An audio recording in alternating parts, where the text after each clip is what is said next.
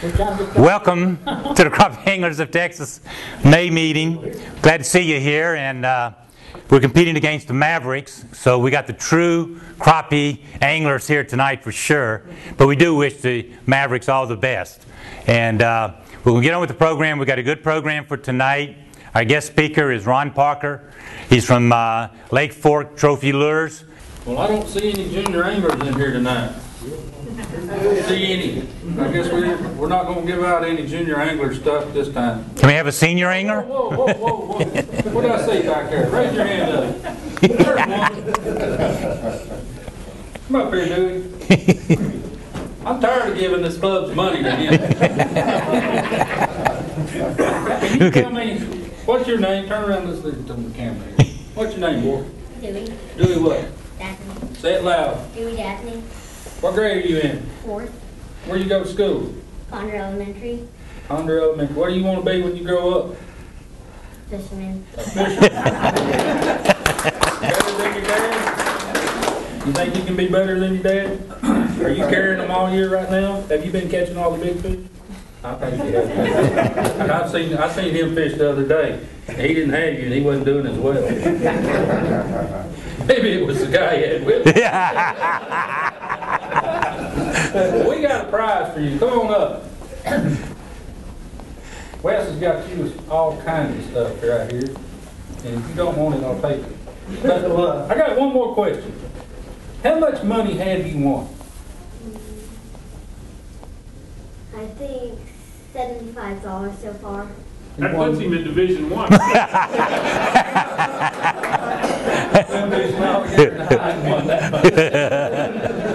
got a prize for you.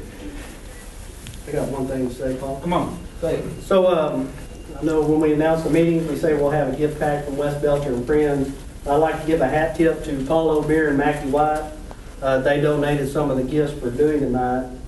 And Dewey's going to get a bunch of bear hooks because he's been whooping all of us. We need all the advantage we can get. So I'm convinced this boy can catch them on a bear hook. Congrats, Dewey. Thanks for coming out. There you go, buddy. Thanks for coming up with us. Oh! Put that in the whole bag. Thank you, sir. Did I get a handshake? Thank you.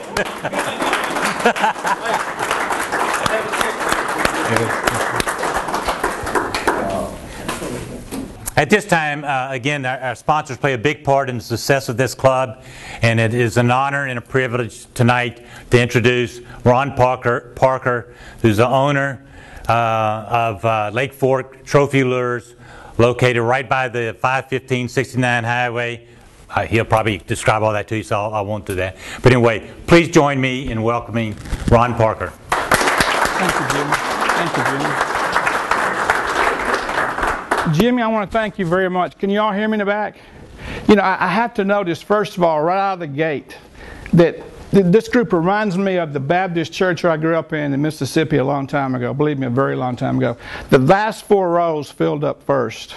So I'm not sure what that says. We've got lots of empty seats that I'm going to speak to up here, but you know I'm kidding you, right?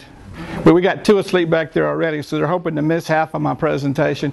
J. Don, do me a favor. Hold up that apparatus you had a few minutes ago. Could I see it one more time? I don't know what I did with it. Well, I just want to see it for a reason. As I walked in, I overheard 2 of your members looking at that device. And they're going to be one of them in particular is going to be very relieved because you know what he thought that was? He knows you're an attorney. So he thought that was your new crude polygraph machine. so they'll be relieved to find out that it's a new aerator for their live wells. So those connectors will not be hooked up to anything but the batteries. Okay, so I like to have fun, as I hope you can already tell. And my partner and I founded Lake Fork Trophy Lures in 1997. Mark Pack and I did in Emory, Texas. And to speak to our mission statement very simply, we have 3 basic premises. First of all of our lures have been and will be made in the U.S. And unless Texas leaves the U.S., then they're always going to be made in the U.S., okay? They're made right there in Emory. I've been honored to give you a lot of you guys tours. You're always welcome to a tour of our facility anytime you're down, whether it be a Friday or a Saturday or whatever. And I've been honored to see a number of you come down and get that tour. We can make up to, say, 25,000 lures a day is our capacity. So it's a pretty serious operation. And Mark and I had been talking about making a crappie lure for about a year. And we have a very successful bass lure that's called the Live Magic Shad. It's a patent-pending, segmented swim bait. How many of you know what a swim bait is? Great. So we took that swim bait that was very successful across the nation, from the West Coast down to the southeast Florida, panhandle of Florida, and we said, what if we downsized that little lure, this 3.5-inch small version, down to a micro swim bait and make a crappie lure? I don't know if it's a good question, but They'll tell you, I can promise you, they'll tell you whether it's a good question or not. if the lure is designed for the swim Yes, sir. action, Yes, sir. is there an improper way of putting the hook through a lure? Well, I'll say this to you. Let me Yes. demonstrate the proper way. Yes, sir. I'd be happy to. Jadon, could I borrow a hook just for a moment? Could I borrow a 16th, one of your hooks? Because, and I don't know if you can get this on camera, I'm going to come close, and I'm going to show you up close on the camera for later viewing, but I'll show you personally. Yeah. It doesn't matter, either a 2 or a 4 in that round head or the wedge head. I'm going to show you. I'm going to borrow one of yours. Collar on it. You don't borrow- These do not have a collar on them. Jadon has the exact hook that we think is perfect for this swim bait. And I'll only show you, but I'll tell you why it's perfect. 1/16 number 4. This is a 1/16 number 4 Matsuo sickle hook. It's an extremely sharp hook. And let me show you something. I'm not going to stick myself, but I'm going to just lay this point on my forefinger, and I'm going to show you something. As sure as I do this, I'll bleed like a wounded warrior. But now watch this. Watch what I'm going to do. That hook is hanging it is hanging vertically, horizontally I should say, and I'm not stuck. It's just basically in my prints. It'll eventually fall off, believe it or not. But I'm not stuck, there's no blood. That's how sharp the hook is. Now, to that point, here's what we like to do. And it's funny, when the lure first came out, can you see this, or am I too? Yeah, Where would you like me to be? that's good right there, but just go very slowly. Okay. Don't move your hands up and down. Okay, here's what we're going to do. Can you see the lure properly? Yep. I'm going to put this hook point. First, I'm going to put my glasses on so I don't put my finger on that hook. The lure, I promise you, is a better lure as it is without my finger on it. Bear with me just for a second.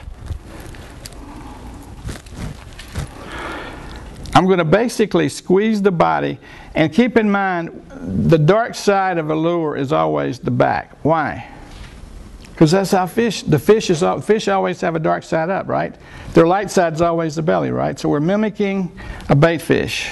And I've had guys fish it upside down with great success, but you know what? I'm going to let them keep doing that, and I'm not going to speak to that.